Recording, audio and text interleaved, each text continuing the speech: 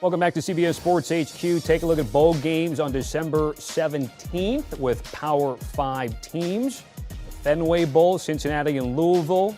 Las Vegas Bowl, Florida and Oregon State. And the Jimmy Kimmel Live LA Bowl, Washington State and Fresno State. Locking horns there at 3:30 Eastern. All right, back here with John Berger and Emory Hunt. Let's first target the Las Vegas Bowl, fellas. In Florida, catching 10 points against Oregon State. The total at 52. Now, you guys are on opposing side. John, I'm going to start with you first because you're backing Florida. But my question to you is, who's going to play quarterback here for Billy Napier? Tommy, let me respond this way. When you look at the bowl games, you need to wash away everything you saw in the regular season for the most part. And you can't be afraid to take a contrarian bet, because if you look at the way this market looks, a market of one, meaning just the bowl season, you can find some real value. And it's very similar to what you see in the NFL playoffs or March Madness or the college football bowl season. I think if you look at this on its surface, everybody's looking at Oregon State. This is a hot team. You look at Florida, this is the team that's on its back. They're down to the third quarterback. I just question, the motivation. When these two teams show up, this is a pride thing to me for Florida. They're a 10-point dog playing a Pac-12 team. They've had a miserable season. Florida's lost 4 of the last 6. You got a hot team coming in. They've won Oregon State 6 of their last 7, including a big win over Oregon. I just think at the end of the day, if Florida decides to show up, if they decide to show up with a little chip on their shoulder, being an SEC team, being a 10-point dog to Oregon State, I just think that locker room, I think there's enough leaders in there somewhere to stand up and not let that happen. I think Oregon State wins the game. I just think it's too many points, and that's why I'm taking Florida plus 10. Yeah, I'm on the other side, John. I like Oregon State because a lot of the stuff that you mentioned. And if you're Oregon State, you get to come in this ball game and reset the narrative, because once it's all said and done, on paper, it'll just say Oregon State defeats Florida. It doesn't say what type of Florida team it was. It just says Florida. Then you say, hey, we beat an SEC team. I also like the under here because I feel like since Ben Gulberson took over or came back into the lineup for Oregon State, they played much better offense. They run the football rather well, but I do think both defenses will be game. Even though Florida's defense has been suspect, I feel like they can come in and get some stops early. I like the under, but I do like Oregon State to cover. Guys, the Las Vegas Bowl for a long time was the best in the Mountain West against the 5th-ranked team in the Pac-12. That is now the LA Bowl, and Jimmy Kimmel Live actually making a joke that a lot of people removing his name from the sponsored bowl. But when you take a look at Jake Haener and company laying 1.5, Emory, I'll start with you because you do favor Jeff Tedford and his side in this game. Yeah, and I like both quarterbacks. You get Cam Ward for Washington State. You get Jake Haener for Fresno State. So I feel like with the way Fresno State plays when Jake Haener is under center, we saw this last week in the Mountain West Conference Championship game. I'm laying the points for Fresno State, but I do like the over because Cam Ward is box office. He does a great job in putting the ball in the paint. However way he gets there and talk about whether it's throwing or running, I do feel like we'll see a bunch of points, but I will give the edge to the more experienced guy in Jake Haener. Yeah, I think this is an easy one. Emory mentioned, take the over in this game, be done with it. I mean, this is going to Cam Ward and Haener are going to be they're going to light this thing up. Both of the offensive coordinators are going to let these guys do their thing. They're going to take the handcuffs. This is not going to be a conservative game plan from either one of these teams. You can see what both of them do offensively between the hashes. They both got explosive playmakers. This thing's just too tight for me. This is a pick 'em game. I don't like when it's that close. I can't really tell what's going on, but I do know a lot of the points are going to be scored, and that's why I'm going to take the over. I think this may be one of the easier bets in this bowl season. Love it. And that number 54 and a hook at Caesars Sportsbook. From one coast to the other, the Fenway Bowl, Cincy catching 1.5, another closely capped in game in terms of the odds makers, going against Louisville, and a total of 44 and a hook. John, I'll throw it back to you. A play on the total here, but you're going under instead of over like we did in the LA Bowl. Yeah, I'm going under. I just don't see a lot of offense happening in this game. I mean, keep in mind, both schools are in a state of transition with Cincinnati losing their head coach, and of course Satterfield from Louisville, which is awkward, coming over to coach Cincinnati. So when you look at both teams a little bit in disarray, whenever you go to a bowl game and you got a coaching staff in flux, and you may say, well, it's just one head coach. Well, when your head coach walks, guess what? A lot of his favorite assistants, if they haven't walked already, they got 1 foot out the door, which impacts your bowl preparation. I think, Emory, this impacts both teams. I think it impacts both teams negatively. I don't think either team's going to produce a ton of offense in this game. I do have respect for both defenses. They've been a little bit inconsistent, both of them at times, but I just think this is going to be a defensive war with a coaching staff that's been impacted, and I think it impacts your bowl preparation as well. That's why I'm going to take the under here. I agree with you, John. And here's the thing. I like Cincinnati to win because you talked about their defense. I can trust their defense more than I can trust Louisville as a club. Louisville's offense has been inconsistent at times. Their defense has been inconsistent at times. And we finally get to play this bowl game. I know they've been shut down, the last 2 years. And in this one, you get this matchup with both coaching staffs in flux, and it's going to be cold. So I look at this game, definitely will play the under, but I like Cincy because their defense. And I thought Evan Prater, don't look at the numbers. I thought he played well enough against Tulane. So I'm excited to see him get back out there again and throw the football around. But yeah, this one screams under, but it also screams Cincinnati because of their defense. Yeah, those conditions are not going to be as ideal as, say, Allegiant Stadium or SoFi Stadium with the 2 previous games that we talked about. All right, here's a recap of what our guys are talking about. Opposite sides of the Vegas Bowl, both loving the over in the LA Bowl between Wazoo and Fresno State. And then taking a look at the under and Cincy at the Fenway Bowl.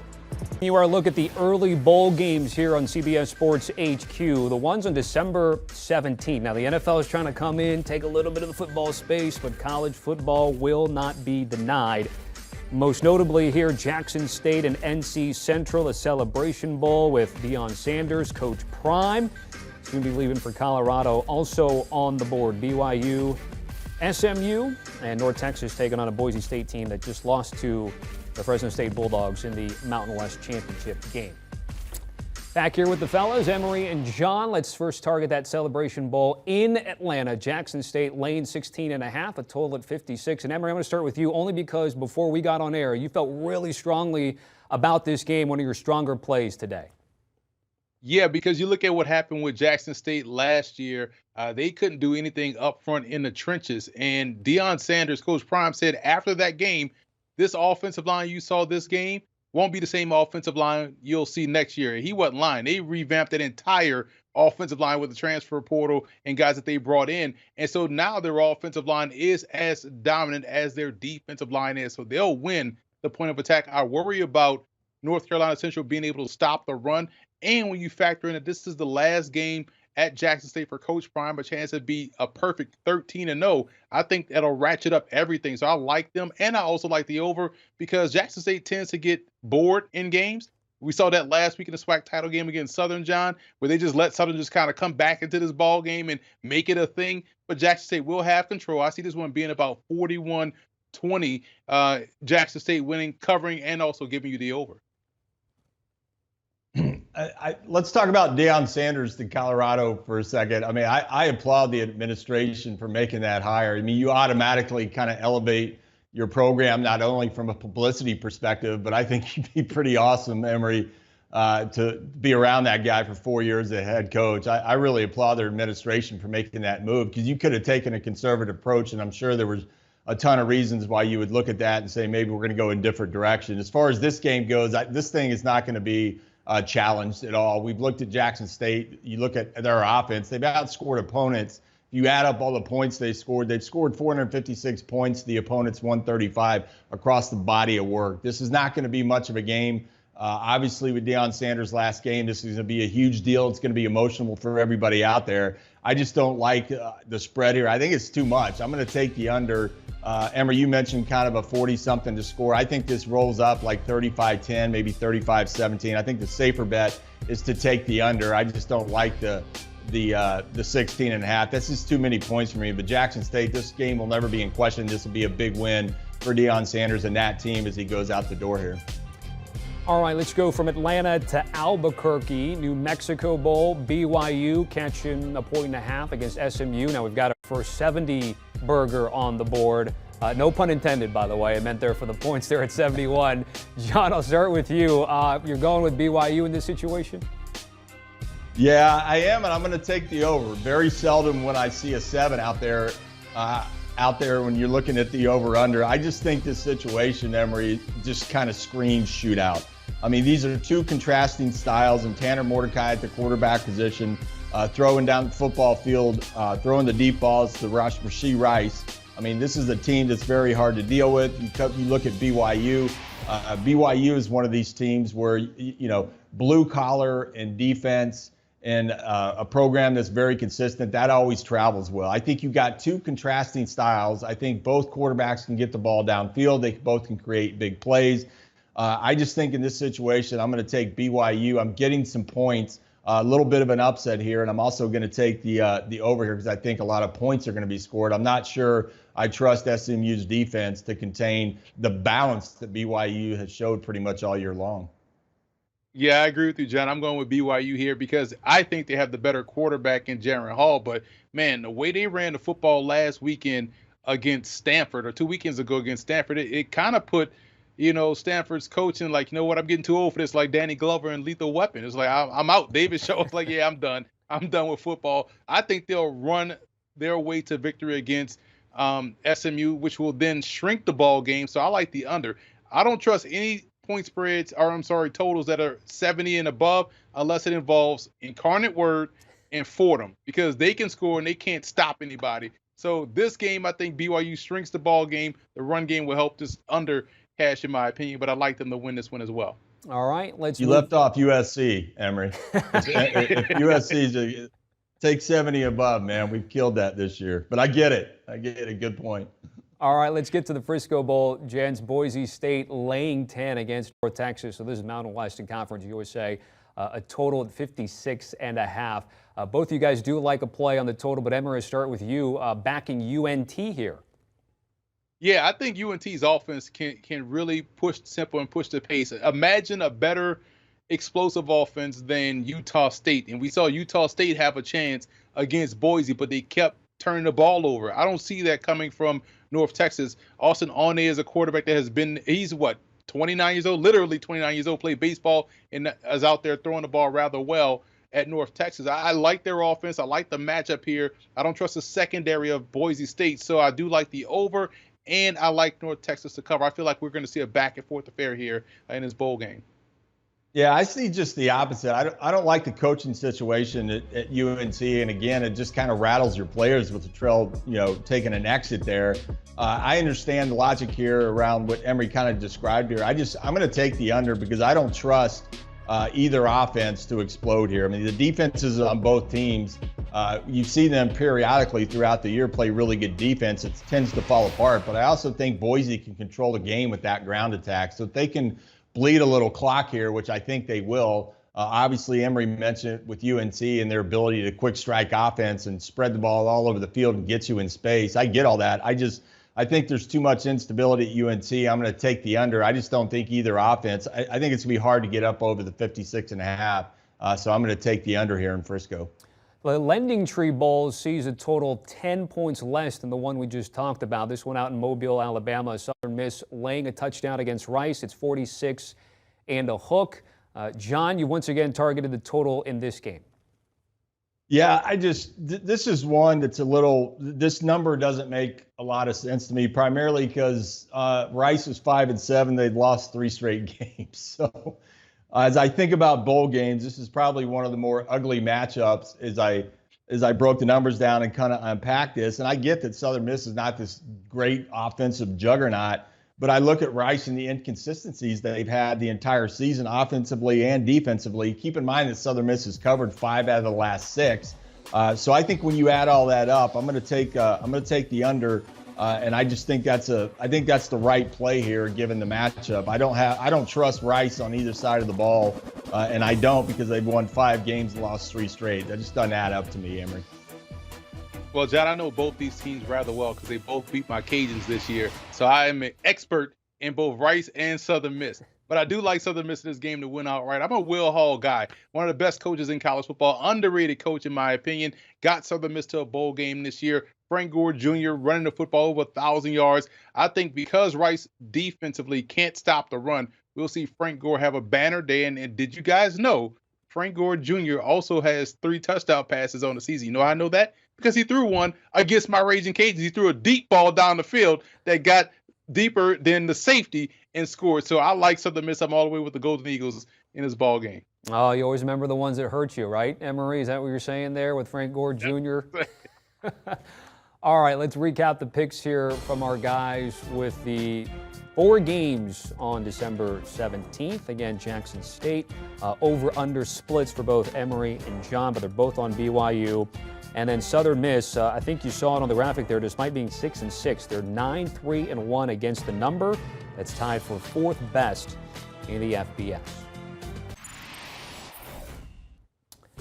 Welcome back to CBS Sports HQ. Taking a look at the bowl games, December 19th to the 21st. Surprising UCONN. By the way, just looking this up right now, great year for the independents in FBS, with a majority of the schools getting to this stage in the game. UCONN catching 10 against Marshall. San Jose State, props to Coach Brent Brennan, getting to a bowl game against Eastern Michigan. Liberty, speaking of those independents there, going up against Toledo.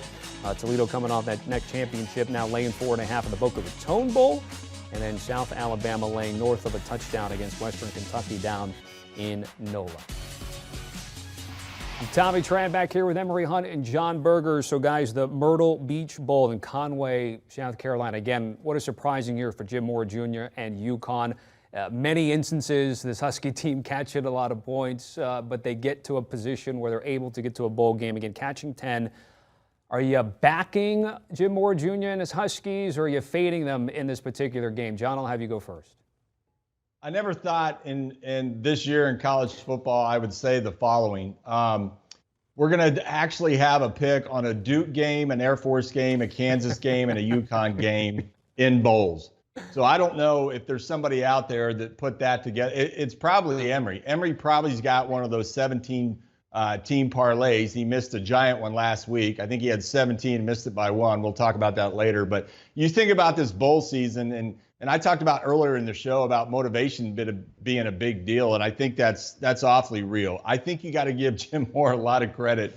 I don't know how you go in and in your first year get these guys to a bowl game. I mean, coaching at UConn and with your access or lack of access to kind of that 5-star, 4-star, 3-star talent pipeline is just a very difficult thing to do. Nevertheless, they've had a great season. He gets them in a bowl game. I just think this is going to be a talent mismatch, Emory. Marshall's won 5 of the last 6, beat Notre Dame. LeBourne at the running back position.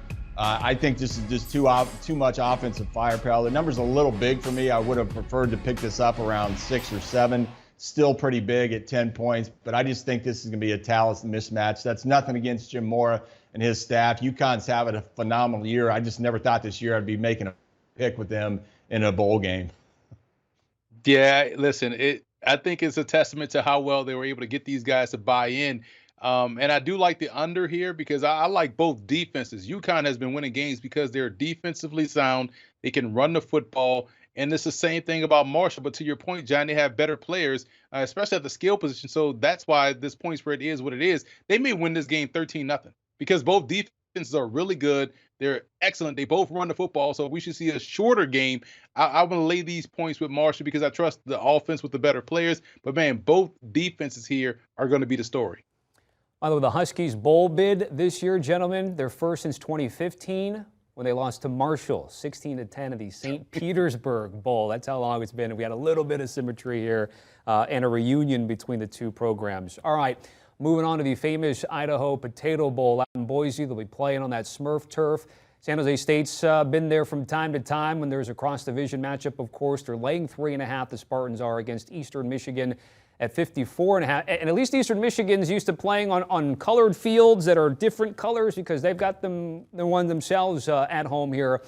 You guys are on opposite sides. And John, I'm going to start with you only because you're backing my Spartans in this game. Well, here's what I'll tell you.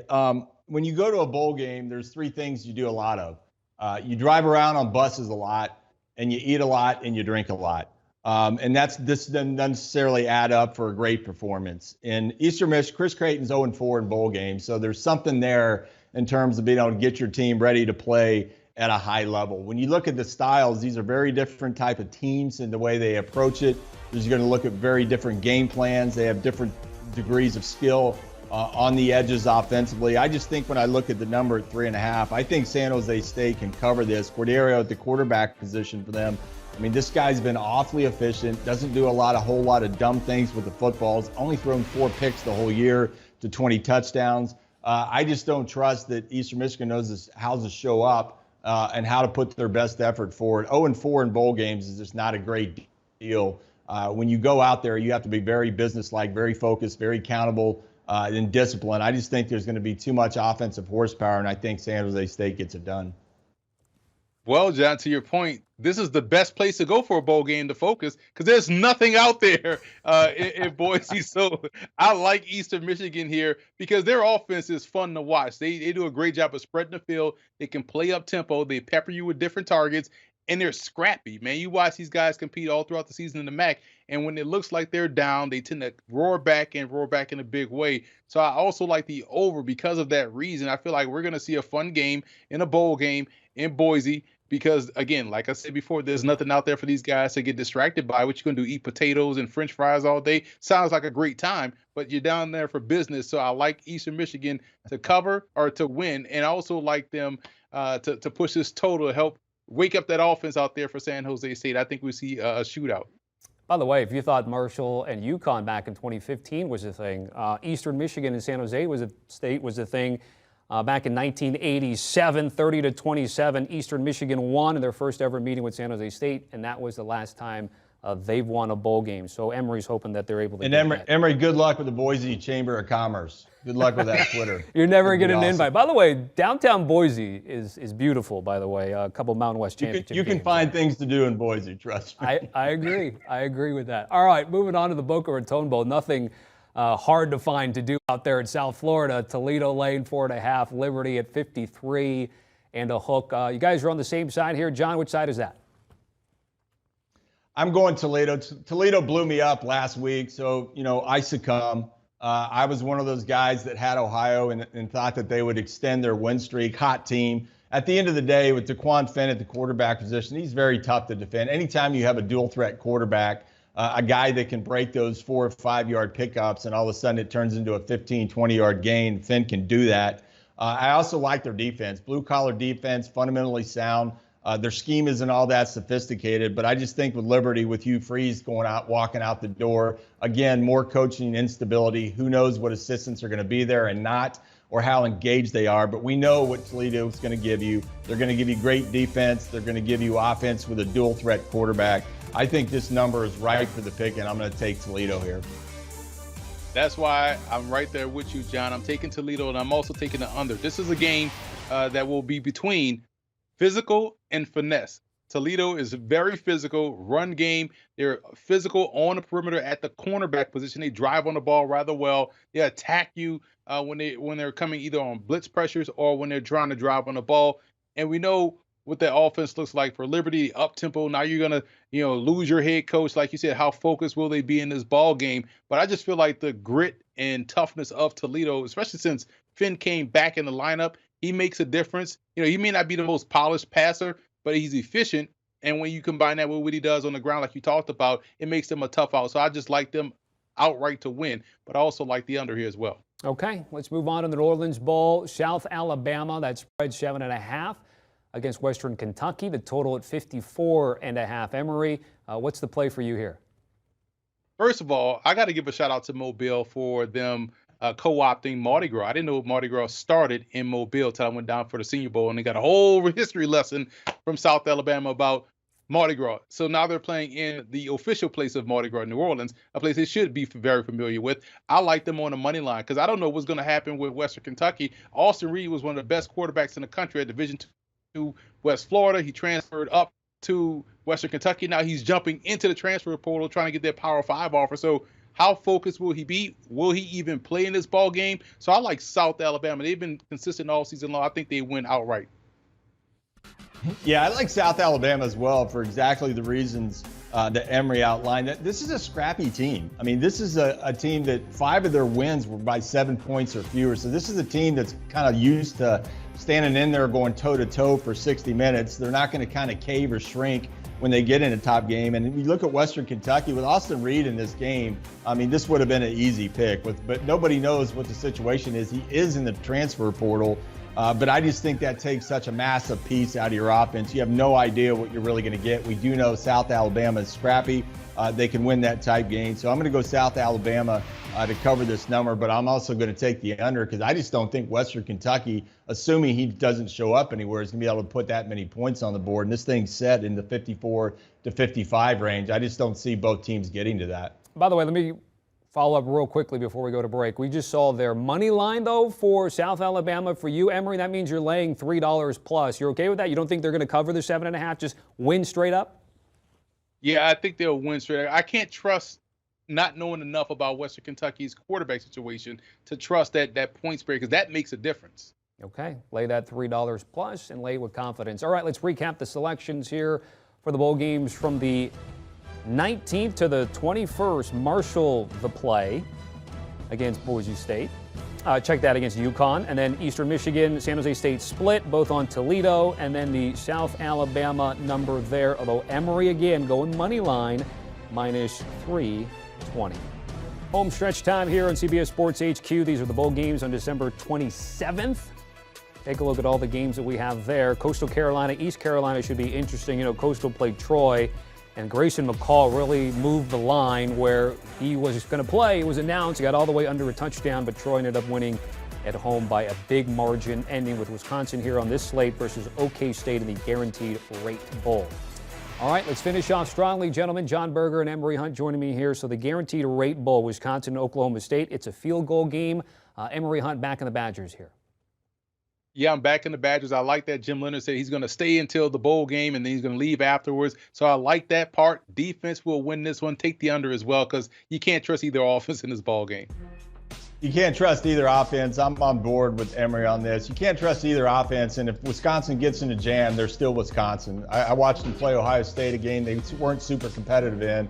But what I can tell you is in this game, they're going to have to slow things down against Oklahoma State's offense. They can turn around, get behind that big offensive line, run the football. I think you take Wisconsin here. All right, that one's out in Phoenix to University Park, Texas. First responder bowl. Utah State catching a tutty against Memphis with a total north of 60. Both guys on the same side. USU. Emory Hunt, start first. Yep, I'm also taking the over as well. I feel like Utah State can find points against Memphis's defense. And if they don't turn the ball over, they beat Boise State. I keep going back to that game because that was huge in terms of what Utah State can potentially be. I think we'll see that potential reveal itself against Memphis. I like them plus the points, also the over. Same side of this, Utah State just has shot themselves at various parts in the season with the turnovers. Keep in mind, this is a team that beat Air Force. All right, so Air Force has had a remarkable season. They've also beat San Jose State, so they can line up and be physical. I think you'll see that. Memphis is 6-6 for the last 2 years. I don't think either party, or I don't think me and Emory necessarily know what we're going to get out of them offensively or even defensively. They're just kind of a middle-of-the-road pack. Calvin Tyler running the football. I think Utah State can run the football. I think they can be more physical. I think they get it done. Let's go to the Birmingham Bowl. Again, I mentioned East Carolina, Coastal Carolina with a Chanticleers. I know Grayson McCall didn't play also in that game against James Madison, but boy, they have been struggling. Coaching rumors of swirling, guys. But both of you are fairly confident in backing Coastal Carolina or catching the points here. Emory, why is that? Because it's a Sun Belt conference, duh. And they're also playing another American Athletic Conference. Come on, man. We got synergy here. But in all seriousness, as much as I talk about East Carolina defense all season, like, hey, they got a great defense on paper, yes. But every time you look up, they're in shootouts. So 9.5 points to me, even if there's a struggling team with the coaching change, as Chadwell is now going to Liberty, I still think this will be a shootout under that 9 points. So take Coastal Carolina, but also take the over. They tend to play exciting games. Yeah, I agree. They're not going to, this is going to be bombs away coming right. I mean, the playbook or the play card might be like 6 bullet points on a page. And I mean, you know what you're going to get. A lot of points are going to be scored. This is one of the better teams you see that's not kind of a Power 5 team that you see week in and week out. This is one of the better teams you see in terms of putting their players and their playmakers in space. They're very good at what they do. You'll see that. They'll put up a bunch of points. I agree with Emory. And lastly, gents, the Camellia Bowl, Montgomery, Alabama. Georgia Southern laying 3.5 against a Buffalo team. The total at 67 and a hook. You guys are on opposite sides. Emory, you're backing Buffalo here. I love Buffalo's defense. I feel like their defense will be the problem for Georgia Southern. I feel like Georgia Southern can be a little bit tricky. Sometimes their offense shows up. Other times they tend to struggle to put things together without the benefit of turnovers. But I do feel like because of the run game of Buffalo, the defense of Buffalo, I like them plus the under here. I think 67.5 seems like a lot of points for these two teams. So that's why I'm going under, but mainly because Buffalo's defense is really doggone good. Yeah, I'm going to go a different direction. I'm going to go Georgia Southern here. And Emory's right. They have been somewhat inconsistent. I just think the offense is going to show up. And I look at Buffalo. The thing that concerns me, Emory, is this team is too streaky for me. This is a team that starts out 0-3, wins 5, then loses their last 3. They're too streaky. I think Georgia Southern actually wants to be in this game. I think they're going to show up. And I think with enough time and if you do the right things at the bowl game, you can get some of those offensive mistakes cleaned up before going into the game. I think they will. I'm going Georgia Southern. Guys, great job. In an hour, we got 20-plus bowl games in. Great analysis, great picks, and best of all, some great entertainment. Our thanks to John Berger and Emory Hunt for joining us here on CBS Sports HQ. Here's that December 27th Bowls picks recap. Again, both back in Wisconsin laying the 3. Both taking the Aggies catching a touchdown. Have no fear with Coastal catching 9.5 points despite the Chanticleers, who started the year well, have been struggling as of late. And then opposite sides with Buffalo and Coastal Carolina. What reminds you about Sportsline, the live betting show. Tonight it's Eric Casillas. I had a great time last night with the early edge guys, Mike McClure and Alan Bell. Tonight, 8 p.m. Eastern, and then tomorrow night, NFL football. Do you want a sports network that delivers everything that matters about the game? The highlights, the picks, the instant analysis, no yelling, no fake debates, no politics. Hit the subscribe button and never miss a moment.